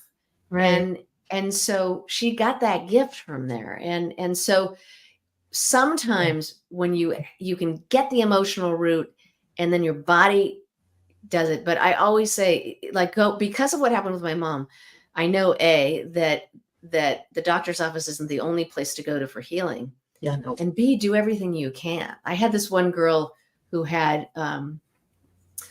herpes, a young woman, and she'd been treated by her doctor. She was being treated by her doctor. And in my work, we say that viruses are all about unworthiness. So with her, it was like, okay, so let's find out what the root is of the unworthiness. Went back to here, whatever was going on with her, and it was healed. And the next time she went to her doctor, he's like, he tested her. She didn't have herpes anymore. And it was an amazing moment. She didn't have it. And that was a great moment. I had another person who was diagnosed with a rare form of cancer, and that metastasized a lot. And so she has a reputation of metastasizing, excuse me. And so they gave her this test to see how, what was the chance that was going to happen to her. Mm-hmm. And the scale was 1 to 10, 10 being the most. And she got an 18 on that. And it wasn't a great day. And then when she found that out. And so then they said, look, we're going to do this one more time in 2 weeks. And we're going to then decide based on that test too, what we're going to do, like how we're going to address this. How are we going to address this? Right. And so all she did in those 2 weeks was she meditated and she saw me. And we did all the work we could do together, whatever we thought was at the bottom of all of this stuff. And, we had to help her heal the fear too, because it's your body. That's scary. And anyone who knows has had anything, when it's your body, it's really scary. And so we'd get through all that. She took the test 2 weeks later, and it went from an 18 to a 0.8. Wow. In 2 weeks. No medical intervention, just those two things that were involved. And so you can see, and she's still going to a doctor. This isn't saying you use everyone. And this is what I love about this work, because Vienna Steibel, who's the founder of this work, is like, this is a lovely support, a powerful support to everything that you're doing, and do everything that you can. When you're sick, when something's going on, when you have a challenge, do everything that you can. And any modality to me that says you can't do anything but this one is not necessarily one that's a good idea, because need to, it's your life, it's your body. You got to do everything you can to get better. Right. And that's why I like this too, that there's no ego involved in here. It's just like, how can I be of support? If you want to do this alone, do it alone. If you want to do it with everything else, do it with everything else. What feels right to you? That's what you do. And experiment, try. In the meditation, you're not going to be good at it at the beginning, and your brain is going to go off into 500 different directions, and they say, sure, it's like you can't. Right. But if you do a guided meditation, and work yourself into those types of things, you know what I mean? So if you need to listen and focus, there's millions out there, it's just giving you one tonight, and for free. It's in the chat. And I always say, if it's free, it's for me. If it's free, it's for me. And the thing is, meditation doesn't always have to be sitting in a quiet place. And I always say, never tell my husband this one, is I meditate when I'm doing dishes, because I'm focusing on the water is running, and I'm a water sign, so everything kind of goes there. And that's where I just sort of block everything else out. Nothing sort of enters into my brain. And that's when, so depending on how many dishes I get to do, it depends on how long that meditation is for. But I do the traditional meditation where I sit with my music in my sound or music in my ears, and then I go into my little la la land, and I go there. But meditation doesn't have to be one specific way. People do meditation walks out in the woods, just listening to the birds, the trees, whatever. Find what for many different reasons, and it could be for health, it could be for wealth, and it could be for relationships, and it could be to better your meditation techniques. It can be for whatever you need, and it's going to change daily. Our needs change all the time. Our physical and our mental states and our spiritual states are changing. We're evolving. So you're not going to do last year, I'm not doing the same meditations I did last year as I'm doing now, and you go and you progress and you progress and you progress. So, and this meditation too, sorry if I interrupted you here, this meditation is like that healing session. It's a lot of energetic downloads to bring you into a different place. So it's not a meditation in the sense of the same sort of thing, but it's relaxing. It's bringing these feelings in to help you love yourself more and more. And I think it was Maharishi Mahesh Yogi, who's the founder of TM, said that your learning changes with your consciousness. So the more that it has a cumulative effect. Right. So you feel, the first time you feel more love, and maybe it's now at a 3 or a 4 or a 5, and now next time it's going to be at a 10 or a 15 or whatever. And so that's what's so great about it, is that it's just going to add on. It doesn't matter that it's the same words each time. You're going to have a different experience of it because you're going to be different. Okay. Thank you. All right. It's more important to pay attention here than it is to pay attention. Find out if they're losing right now. It's okay. I can find out later. So pay attention more here. This is definitely more. Well, that's the thing she was saying. This is so interesting. She lost track of the game. This is way more important. Karen wins. But I mean, we can use this for even weight loss and things like that, right? And food addictions, like chocolate. Well, it's a comfort food, right? We're looking for comfort. So, and something, you were talking about way before that I think kind of dovetails with this, is when we were talking about procrastination. I wanted to say something, and and then he didn't, because we got into something else interesting, is that it's about overwhelm, and it's an emotional regulation issue. Procrastination is an emotional regulation issue. So is eating for comfort. And so you're feeling overwhelmed or something, and then you want to feel a certain way. So you French fries, mashed potatoes, chocolate, those sorts of things. Whatever it is for you is just a little something that helps you feel a little better. And it just depends, obviously, how far you take it, right? If you do it in balance and you're like, you know what, it's fine. The way I'm eating for comfort is all right. It's not harming my body. But when you're talking about to a point where it is harming your body, then we got to look, what are the root causes of that? And in addictions, there's a lot of trauma, a lot of shame, a lot of abuse. Now, abuse is an interesting word, because essentially it means anything that somebody wants it to mean. Because you could say pass the salt and you're like, oh my God, she said that so mean. And she said it the same way every single time. Or it could be something that's physical or really emotional, that you experience all the time. Spiritual, emotional. And right. And so you can go into the root causes and heal those. And I had someone who I worked with, and who I still work with, when he decides to get a project-oriented guy, and he had like a lot of trauma. He had tons of trauma, and he had war trauma. So when he was a kid, he was in a war and they were bombing, and he was hiding out from that. And then when he was a young man, he was enlisted in the Vietnam War. So he had the bookends of being a civilian and being a soldier, and the trauma, plus whatever else happened in life, right? Which we all have things to recover from. Yeah. And so where it showed up for him in his money. And so when all of that was, when he finished his tour and he got into work and whatever, he got into a lot of situations where he wasn't making very much money. At one point in time, he even became destitute. And we started working together, and he was coming back from that, obviously, but we started working together and just clearing all these traumas, healing all these traumas from him as a child all the way through. And he just started, embodying himself more, being more in his body.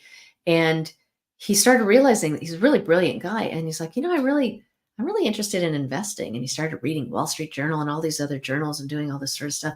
He started investing, and he started making money and making money and making money. And as he says now, that he won't be able to spend all the money that he has in his lifetime. And he's also able right now to give money to other people to help them out without affecting his station in life. What's his name? Would you like his ATM? we could use a hacker. We could use it. Yeah, right. But that's a situation where trauma, had affected this part of his life, and he was able to resolve that. Look, we've all got places that have moved and that we've healed really well, and then we've all got places that we're working on. Yep. And the thing is, I'm going to speak for me. Mm-hmm. I may not know all of my trauma points, but I know that there are things that I do that I need to have the healing done with. Do I attempt to do it? Yeah. You go way down. Can I say? I'm going to leave that up there right now for a little bit. Yeah. So this is what she's doing. She's doing a free 45-minute preview on Zoom of her 4-week course, Prosperity Breakthrough, on Wednesday, October 2nd at 12 p.m. PT. Yes, okay. Specific. That's going to be fun, because it's going to be a 45-minute version of what you experienced at 8 minutes of, which is a lot of different downloads, helping people clear their abundance blocks so that they can feel more health and more vitality, and receive more money and receive more, love in their life and self-love, because it's all a part of it. So it's really fun. Positive affirmations, and the more downloads that you can bring into yourself, the better you will be all the time. Yes, absolutely. It's a fun to do to heal those root causes. Yeah. Yeah, the root causes, and they can. I wanted to talk more about that too, like the ancestral things, because we do have things that go way from our past. People call it different things. People can call it ancestral curses. They can call it whatever. Whatever it is, it exists, and it does come through and embeds into us, and they can be removed. And and it would be like the difference between night and day. It's like removing fears, you know, and blockages, you know. So Right. that is a root cause to certain issues that you're dealing with now. You would know what they are if you're the one dealing with them, you know, but she can Right. have them, you know. Absolutely. and also, you know, I learned about the curses really are, they're really just thought forms that somebody threw at you, right? And somebody took it on because they felt guilty, like they deserved it in some sort of way. And so if you don't believe in it, if you have a boundary up and you don't feel guilty about whatever it is they're trying to curse, someone's saying, you know, may you be poor the rest of your life, whatever. You're like, that's not going to do it, right? Right? You're like, oh, that's fine, right? But the ancestral stuff here, I'll say, theta healing works on 4 different levels. So the core level, which is everything in this lifetime that's going on, our ancestral level. So everything, you know, we inherit our ancestors' trauma, we inherit their belief systems, all of that sort of thing. We inherit their joy. We inherit a lot of things, gifts from them too. And then our history level, which is basically our collective consciousness and our past life level, and then the soul levels is the deepest part of all of those. So it's basically what's here, what was there, and what's all around us, right?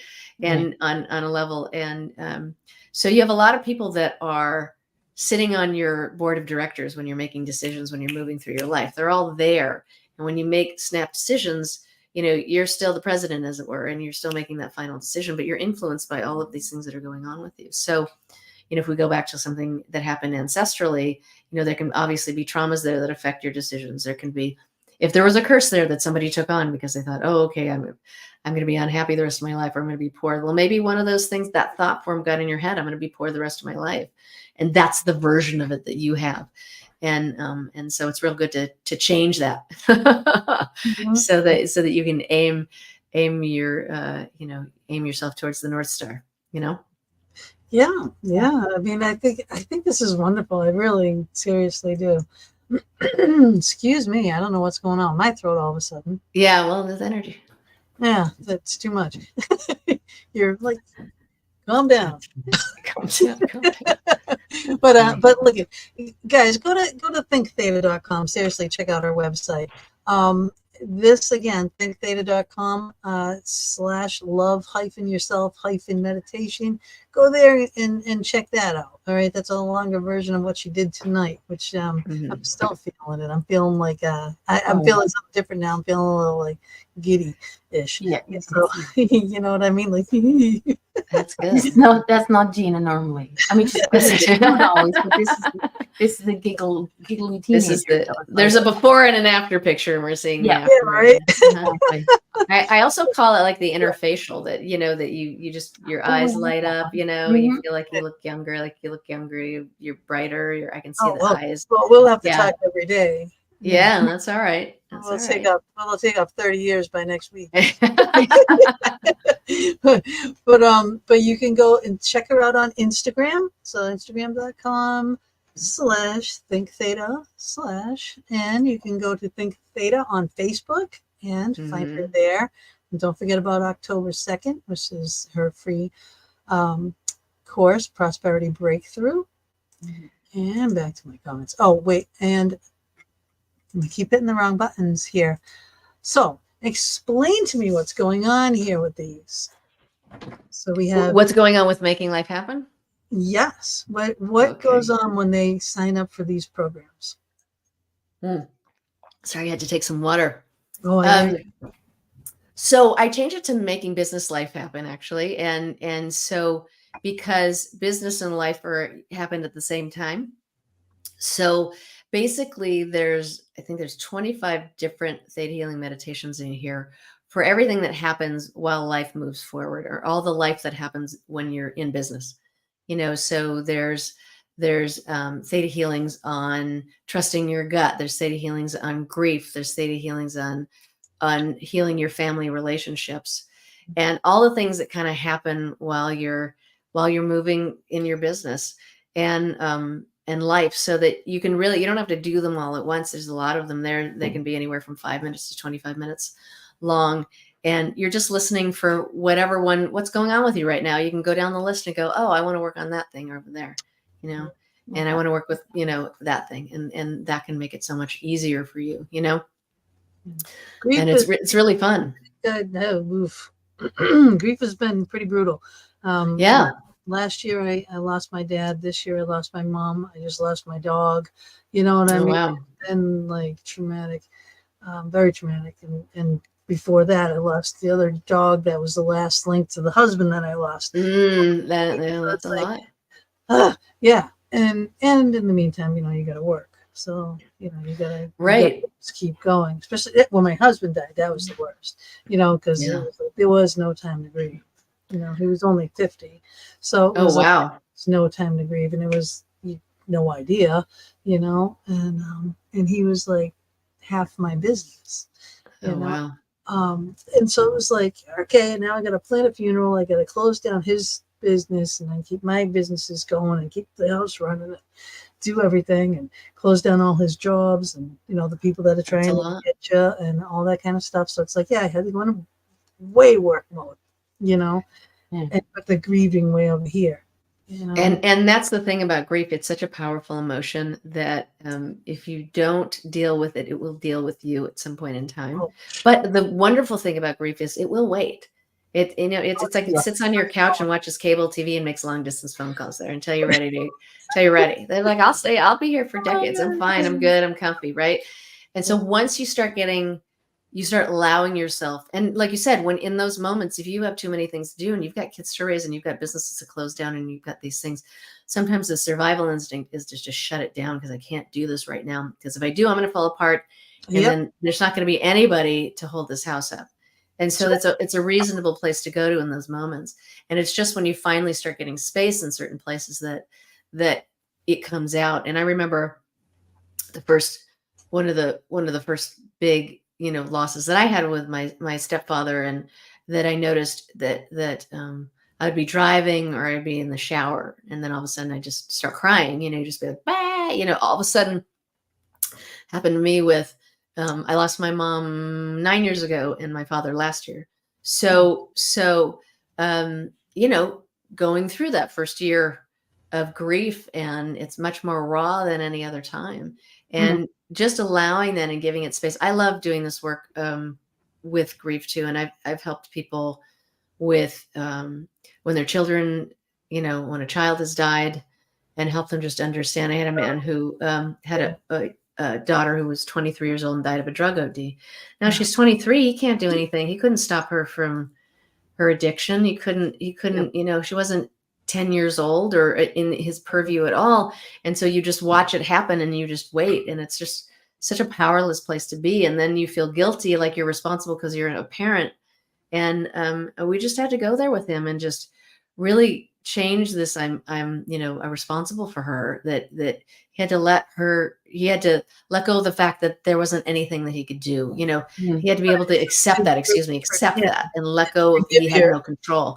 Right. And is a huge thing, and it really helped him a lot. Just really understand what was the issue that she had and what was going on, what he was meant to learn from her journey. And it just helped him move on really well. And it's a big, powerful thing when it happens. And you said when your husband is so young that there's no accounting for sudden death. You don't have a wind up. You just have a pitch.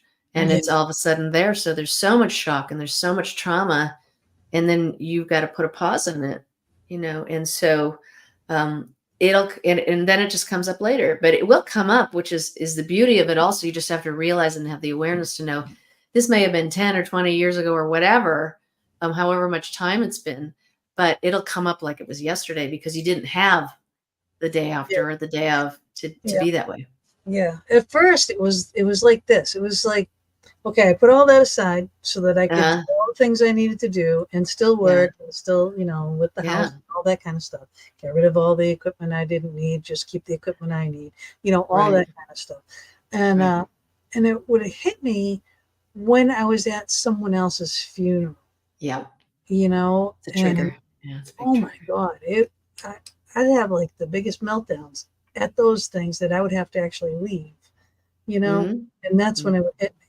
And my sister was like, we were at, I think it was my aunt's funeral, and she's just like, what is going on? You know, Yeah. you know, we went outside, and it was just this Yeah. massive sobbing thing. I don't never cry like that. You know, I just don't. And Well, think about when somebody says, this person just died in my life. What they say is, my dad died when I was this age, and I remember this. Everyone in a very loving and compassionate space will say, that happened to me too. We go immediately back to the death that we experienced in that moment. I don't care who, right, it could be, your a neighbor's, husband, like somebody somewhere, it doesn't matter where it is, but if they're in your circle of influence, you go, wow, that reminds me of this death. And right. so, and that gave you that safe avenue to express your grief and still be able to keep it together in your life, right? And then you were able to do that. So it's a beautiful moment, and I've definitely had those too, where I'm at another funeral and I'm crying about my mom, or I'm crying about my grandfather. Like Right. you just don't know when it'll pop up, and every time it happens, it's saving your life. So because it's such a powerful, grief is too powerful to ignore. It's just too powerful. You have got to address it at some point. Yeah. At some point. People can't necessarily do it in the moment, because like you said, when you have then your plate is full. Overwhelming. You know, it's like, okay, Very overwhelming. how are you gonna allow yourself? Okay, I'm gonna grieve my mom. I'm gonna grieve my dad. I'm gonna grieve my husband. I'm gonna grieve my dogs. You know what I mean? That was, yeah. I think You can only push cried grief down more for so when long. my dog died than I did when my husband died. Only Right, because it's easier. That's the opening, but that doesn't. You're crying for your husband too. everything. You're not just crying for your husband. Yeah. Everything, but it was just like, oh my God, you know, it is. It's a tough one. That's a brutal subject for many, many, many people. Because I mean, hey, let's face it, we're not going to make it. Right. Either we aren't or somebody else isn't, and so we've got to be able to, So we have to deal with that fact, yeah, and even for our own mortality, we do have to deal with it.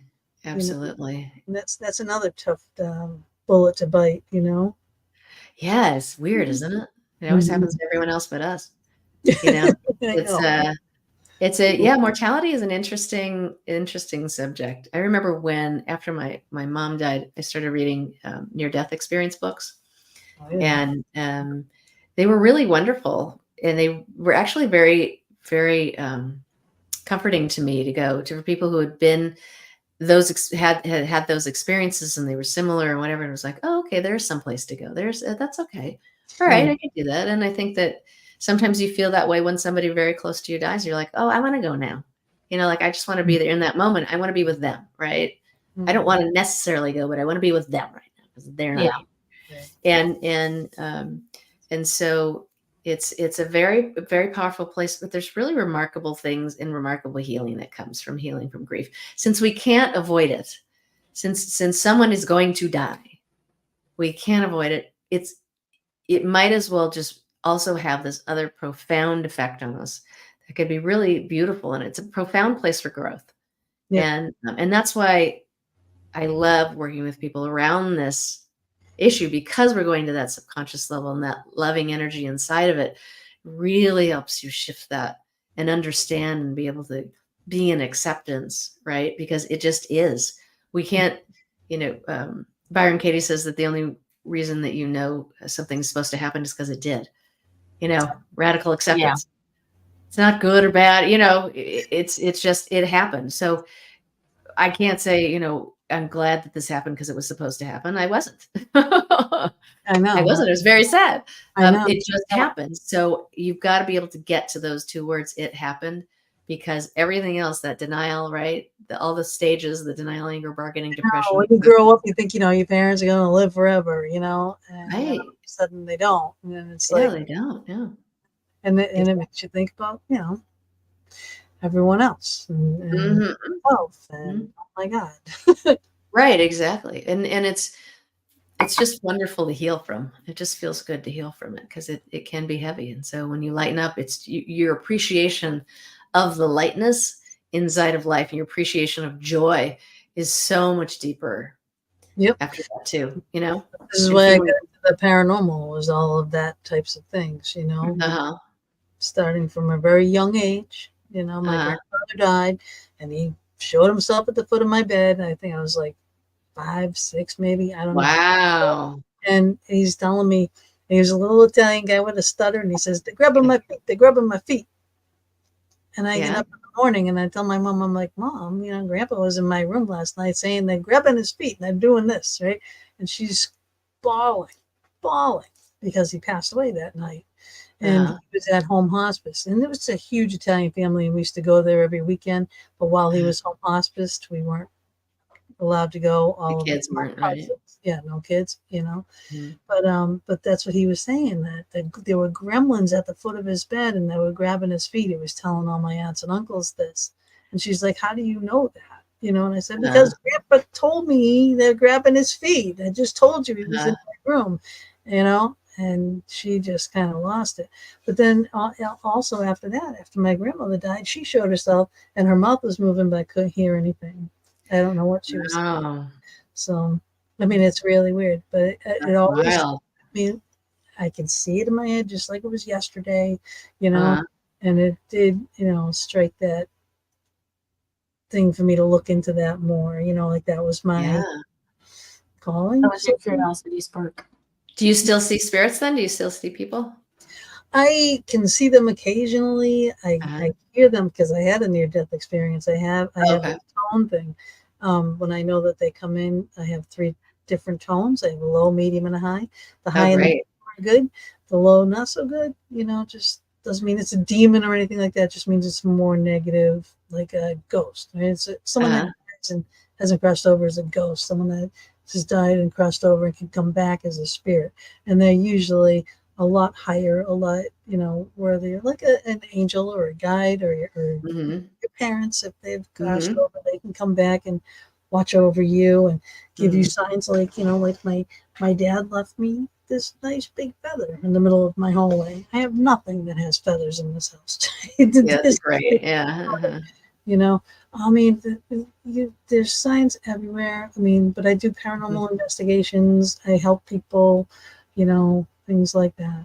That's wonderful. So I know that there is something, and I saw a glimpse of it, you know, of what there could be waiting. And Mama D and I, we were doing some kind of aura, Ra Reiki. What is it called? With Raven. Past life regression. Yeah, it's just stuff like that, but it's a Ra aura something. Yeah. But I mean, it's still, it's energy. It's energy. Right. Yeah. Yeah. Well, that's the, you know, the beauty of this life is that I believe the same thing, that these energies are all around us at all times. And for the most part, we have pretty thick boundaries, so we don't see them. And then some people have some gifts where the veils are a little thinner right there and they can see things. I see things, but I see them in my, as if in my head. I don't see them. Like I can see if there's ancestors in the room. I know, you know, if my mom is with me or my father's with me, and I can feel them and I can see them in my head sitting next to me, but I don't see them like a glass of water. I don't see them as a 3D object. Like when I bought this house, I saw the man up on the 3rd floor. Very briefly, but I saw him distinctly when I walked into that room, and I know that that's his room up there. Right. You know, he was trying to take my books down here. So like I realized, you know, and I talked to my neighbor and I'm like, you know, my book keeps going on the floor. I was blaming Bob for it. I'm like, why are you throwing my book on the floor? You know? And I'm thinking back to myself. And it wasn't. And it was like my only Western civilization book in the house. You know what I mean? And that's what he liked. But his room upstairs was floor to ceiling books. Oh my gosh, that's great. Neighbor actually helped his widow to get rid of all those books, right? And take them away. And he was upset over that. So now I buy books for him. I buy books for him.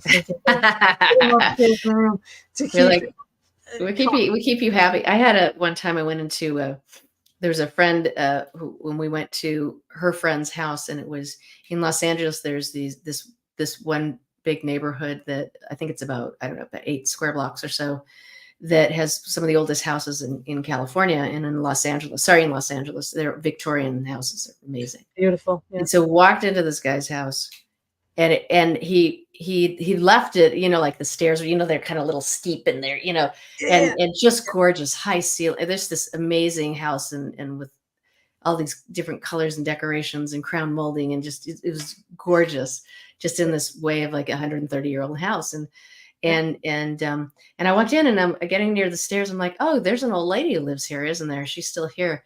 And he said, oh yeah, she opens and closes the doors all the time. Right. I never saw her, but I totally got a picture in my head. She was upstairs. I wasn't going there. She can have the upstairs. I didn't need to meet her, but I knew she was there. And he's like, oh yeah, she's around a lot. If I go away, like if I go to Massachusetts to visit my family, Bob won't come up on the second floor.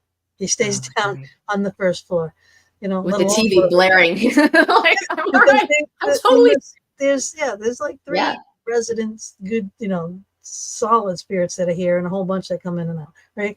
But they don't let him come up here. They'll slam doors and stuff, and he'll be like, I'm out. That's all right. You know, you can have it. They don't bother me, not one little bit, you know, and I never have, you know. That's all. Great. Get up on the 3rd floor, you know. That's really great. Really great. Yeah, I haven't seen. I saw one once when I think it was in my late 20s or something, and I woke up at like 3 or 4 in the morning or something, and I looked at the side of the bed, and I saw the shadow of a girl just kind of sitting here, kind of like this on the bed, and I kept rubbing my eyes because I was like, yeah, what? Right. You gotta go in. After the 3rd time, I went for number 4, and she was gone. But it was just like a shadow, but I knew there was something there, and I got that like you do in a dream where you see something and you know the full meaning of it. I'm like, oh, that's a girl. Like, oh, she's just sitting here. And I think she just wanted me to help her go. She was just sort of here for a little bit, then she left. Well, you know why? Because that's your guides telling you why she's here, you know?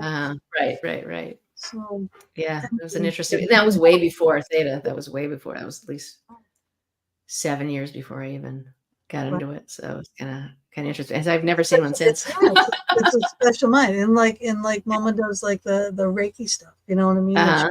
Do that remotely and stuff. Like, you know, like you can do the healing remotely. Yeah, you don't need to be in the room with people. You just need to connect to their energy, and you're good. Yep. You're absolutely good. That's what's so fun. And I talk to people from all over the world, so that's really fun too. And I see people in person, so it's nice. I just did a house clearing, you know, and I had to go back and go seal the property too, because a little boy was getting attacked in his house. So wow. Usually you do this big investigation and find out who it is and what it is, and you know, and I go there with Bob, and Bob's like, well, you know, we don't want to harm you. I'm like, well, that's not exactly true. Right. Very, very truthful with the spirit. It's like, you know, because I kicked everybody out and I said, no, I'm going to do what I do, you know, because I gave the spirit a chance to talk, you know, and it didn't. So I said, well, then that's it. You're out. And you're out. You're not coming back, you know. So I don't want that. You know, I gave you a chance, you know. So let's see. Can we live together? Yes, no, you know. And if there's no, then you're out. Oh, right. And they need to be sent to there's that group of people who have passed away and for whatever reason missed their moment, right? Or didn't know and were confused. And maybe it was like a sudden death and they just didn't know, or it was an overdose or some sort of thing where their awareness wasn't quite right. And so they need help. They need help to get there. Yeah. And that's important. And this one wasn't that. I mean, because I do that a lot, but this one was more. It was an angry man. He died, and his wife sold the house, and there's a new family that moved in, and their son was in jail, and she was selling the house. She was using the money to get the kid out of jail, and he didn't agree with that. So he was just a very angry spirit. You know, so that was his deal. So I just banished him from the property. You know, I tried to get him to, you know, go. I gave him a shot, but no. But he doesn't want to listen. He doesn't want to deal because he's still hanging on to anger, just like us now. you know, Right. Right. like what Yeah. you do is you're Yeah. clearing away these things, okay, because fear, resentment, anger, jealousy, lust, love, you know, all these things, human emotions will bind a spirit to that. Right. And you need to release that in the spirit. So I'm doing that for them, which you're doing for us, the living, you know. Right. So it's just a little different version of, but we all need it, you know, Right. Right. now Yeah. and True. later. We all need it. Gotta get rid of our baggage. The more we let go of our baggage, the more we find out who we really are and really get to the That, essence yeah. And then you of who won't be we are. stuck when it is your time. You won't be stuck here. Right. You can just move on, you know, which is actually what you really want to do. Mm-hmm. So we just That's amazing. some need a little convincing. Yeah. A nudge, a nudge. It's a nudge. That's so funny. Yeah. But we are, oh my God, we only have 10 minutes left. And my gosh. Nice. So, but who's counting? I know. I'm so looked at sorry the to get clock. off on my shiny ball moment. I Yeah. don't even know how that happened. Yeah. Well, that's what's great about this show is we end up having like-minded people on the show. The guests might come in for you with Theta Healing, but we did other healing as well, because talking about the things that we go through, Right. it will help somebody else heal. Right. Oh, yeah. Absolutely. And everybody's got to figure out what's best for them. It's got to Yeah. be in alignment for them. And you've got to find somebody who you really trust, who Yeah, can oh, be yes. in that space with you. Yep. And that's what I love about this work, because I like being in that space. I think it's such an honor to be The with trust of somebody somebody. in that, Yep. and have the trust of somebody when somebody's going into that kind of state. And I take that I don't take that lightly. I No. feel very honored and very grateful that people trust me enough Right, to because be in they're that space in the with them. Yeah. Exactly. They're in that Everybody vulnerable can do it. spot, and they know Yeah. that they feel comfortable. They can trust you. Oh, trust me. Right. Totally get that. Right. Yeah. Right. And this is a space that I like to be in, like to be having these conversations with people and helping them find out what's at the bottom of their issues and helping them lift that out, understand, learn what they're meant to learn, and move on into something that they really deserve, into a life that they deserve even more than the ones that they have, and just bring in more of that happiness and more of that lightness and more of that sense of like, oh yeah, this is what it's supposed to be like. When you feel those moments and you have those moments to help you propel you forward, it's such a gift. And I feel like it's such an honor to be witness to that. It's really fun. It is. Yep. And I'm putting up all your links again here to find you on Instagram and Facebook, and the meditation that you're giving, the free 45-minute preview on Zoom. And you have to go in there and reserve your spot. So I put the link into the chat room. So make sure, if you're interested, go in and reserve the spot. Yeah, reserve your spot, and then you'll get the information about it. Yes. For those people, for the Zoom class, like it's at a time that I'm working.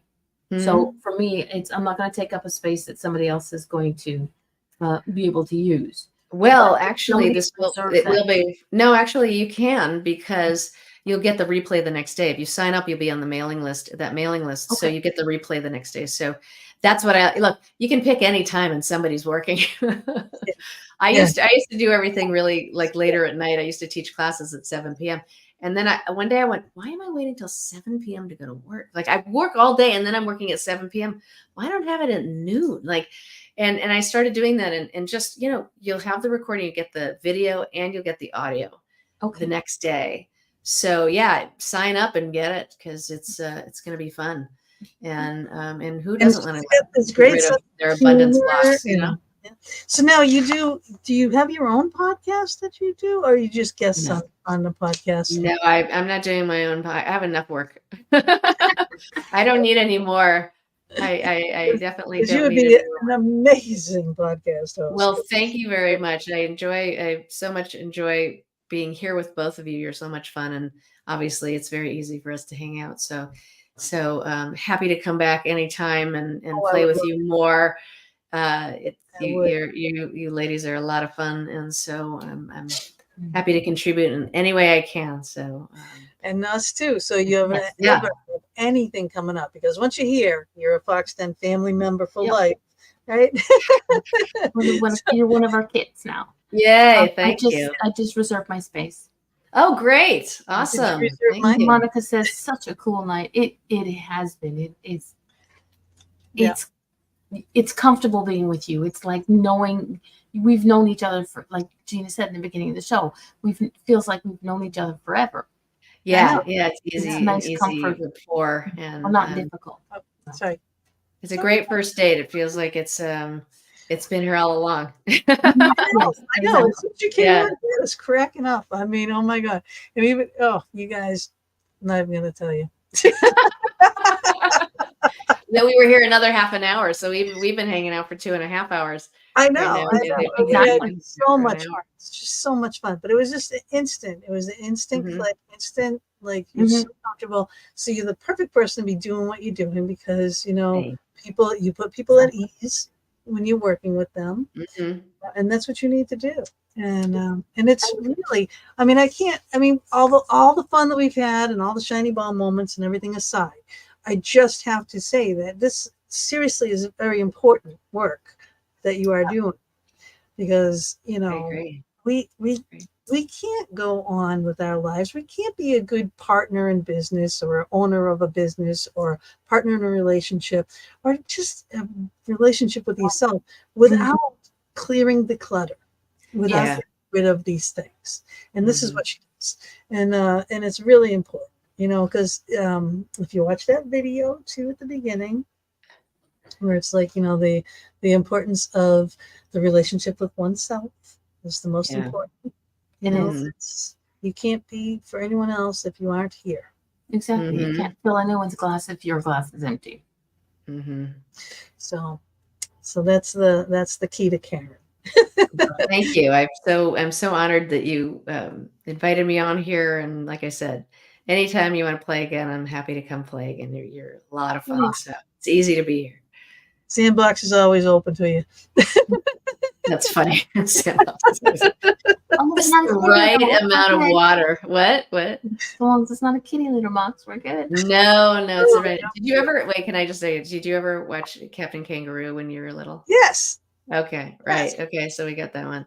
Yep. And so for those of you who don't know, that he had a sandbox too, and it just had the perfect amount of water in the sand. Like it just did everything that you wanted it to. Absolutely. Which was so different from, my kindergarten outside. It was like, it was a dry public school sand. You take all that time to fill the bucket, turn it upside down, and it just goes ruin it in the washer or something. Yeah. So it was a little different, but yes, I would be happy to play in your sandbox anytime you want, and be of support to your community. Wonderful people, and I do. This community is wonderful. Yeah, I do. I appreciate you, and keep up the good work. And thank you. I will. If you have anything that you want us to promote, we'll gladly do it.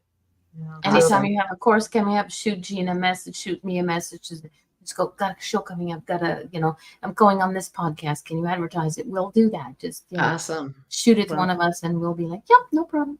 Everybody come to Prosperity Breakthrough. It's going to be really great. It's going to be a nice preview to a 4-week class that I'm teaching called Prosperity Breakthrough. Will it just be 1 hour a week doing theta healing for 4 weeks to help you release even more abundance blocks, so that you can become more abundant and more open to prosperity. Do the quiz. So you'll learn something about yourself. If you go to my justThinkTheta.com, the quiz will just pop right up, and you can just play right there. Yep. Yeah, it does not a very long quiz, but it's just I'll be you don't have to study for. There's no right or wrong answers. Yes, just be honest. That's all. But thank you again, and I'm gonna say buona notte to everybody. And if you want to hang with us just for a couple minutes, sure. And you guys, will see y'all next week. And, can I just say something? Yes. Tomorrow night, Raven's Soulfire Ascension is having a show, and she's having Cinnamon Moon on her show. So I might be popping in because Cinnamon Moon is one of my favorite people.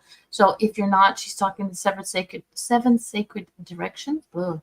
And it's going to be fun. So message me and I'll give you the links for the show. So if you want. Okay, I'm shutting up now. I forgot about that. No, that's great. We love Donna and Raven. All right. So definitely tune into that show. It's gonna be great. And if Mama D is on there, hey, as long as she doesn't steal you. All right. Other than that, good night, everybody. Ciao. Night, Thank y'all. you, Karen, very much. See you next week. Bye.